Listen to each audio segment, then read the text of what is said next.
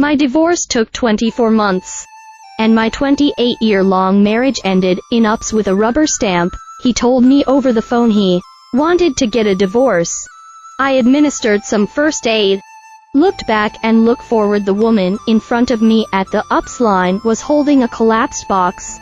Her impatience was fueled by the heat. I wanted the time on the line that day since I was returning something. I was waiting for the notary and a rubber stamp. The almost 24 months of vertigo-inducing moments of my divorce were done.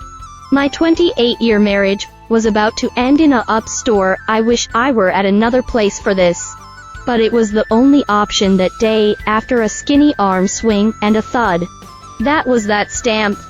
I left. Was that a smirk I saw on his face as I left? I didn't know whether I should laugh or cry. I was easily shocked by anything anymore. The dystopian world we all experienced mirrored my divorce. It was eerily an undoing, like that show I had watched, each layer of my life unraveling with newly discovered revelations. After washing groceries and coloring my hair at home together, I thought we were okay. Any of my own separation thoughts were now pushed away. Daughter home from college. Check. Cabinets of toilet paper and huge cans of soup. Check. We're all safe. Or so I thought. I crashed before he proposed. There were good years, and then not in 1991 he planned to propose.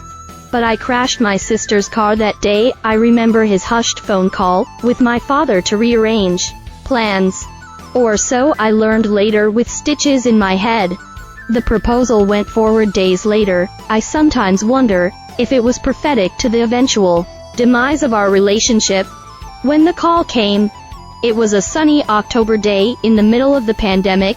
He tried calling a few times. This midday call was strange, almost alien. It's time to pull off the band-aid, he said. A day or two after a nice dinner outside with two of our good friends. You're telling me this on the phone? I asked incredulously. That is how it went down, and just like that, the divorce machine started its engine. I think he said I had some good qualities like a car, but at that point, my dog was floating in the sky, and I couldn't hear anything because I was still waiting for a vaccine. He packed his toothbrush. I packed up 30 years of memories. Later I tried to be grateful it didn't end with a post-it note. Life gets in the way. Aging parents, spawn leaving the nest, and the same stories for many. It's the cycle of life, and it's us against the world mentality for some. When one can't see the future, or has tackled the past, a reason to rip and run. Drive slowly. So how do you find peace in it all? It comes in between all the stuff, and after the bandage is pulled off you find your sea legs. You make lists, legal to DOS, self-maintenance appointments, and spend time with good friends who have your back. You go easy on yourself.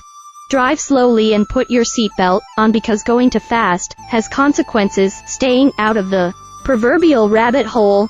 Here's my look back. After some first aid, I remind myself every kugel had a purpose. Every memory was real. Every eye roll was called for. Trust your gut, especially if the last years of your marriage made your gut hang over your jeans. A big crash can be an ending, or an exciting beginning. In my case, it was both. Make new memories and never let your gut go unless you're eating pastries in France.